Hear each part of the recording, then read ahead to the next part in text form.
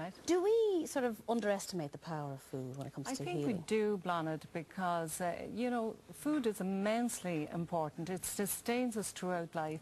Yet we underestimate the value it has. But also, too, we do a lot of wrong things with food, like we zap the life out of food, and it's not going to heal anybody if you take all the goodness out of it. So there's a lot of things we need to learn about the food we eat.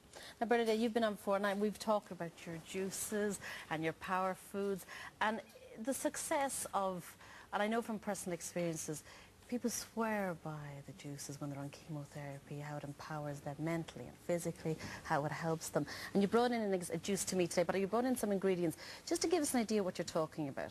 Well, this is a very simple juice, Bernadette, and it's just apple and carrot and a little bit of ginger throughout it. But the reason that juices are very important and are very healing is because they hydrate the body, for one. And also, too, they're assimilated very easily by the body compared to solid food. So these are energy drinks, really? Yeah, a lot of these, like the wheatgrass here, like this is amazing at fighting bacteria, viruses, all these microorganisms that enter the body. Now I'm noticing there, because we're all watching Jamie Oliver, and he's all about these sprouts. These are the power foods. These are power foods, so they are. Like these are garlic sprouts and broccoli sprouts, and wonderful and amazing to add to your diet. And you can add these quite simply in a sandwich, in a salad, in a soup. Lots and lots of different ways to do it. But you could sprinkle that on anything. Is that what you're saying? Just the way it is there, just pluck it off and just sprinkle it. Yeah, just pluck it off. And anybody can do this. If you think of our children, they learn it in junior infants.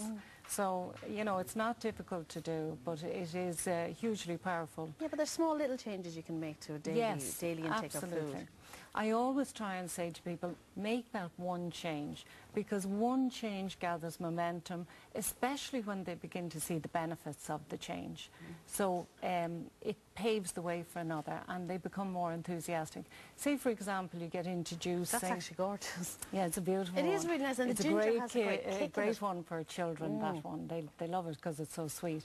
Another very simple one is just apple and lemon. That's a very easy one to do. So, and any child will take those for you. I mean, the kids would love that because it's so sweet. It's got the apple. It's absolutely lovely. But as I say, it paves the way for another one. Say you get used to drinking juices, or your intake of water, you up your intake of water. After a little while, it just becomes natural. And if you stop doing it, then you feel... But it's not a chore then after you feel a while. good. You feel bad when you stop doing it. I have noticed that more men are becoming interested, which is a great thing, Bernadette, because the majority of women will take an interest in their health. But now we're starting to see the men and younger people. So it's wonderful to see that they have an interest and they want to be more informed on their health. They want to be educated on health. And that's what we're going to do hopefully over the weekend. We educate the kids with it, which is fantastic. And we must educate our children in the one thing they must do for the rest of their life, which is eat. I know, it's been such a healthy week on the afternoon too, because yesterday we were talking about self-sufficiency and growing your own, and now we're talking about empowering yourself with power foods. Thank you so much, and I like that the message that you're bringing is just a little change can go a long, long way. So thank you both for coming.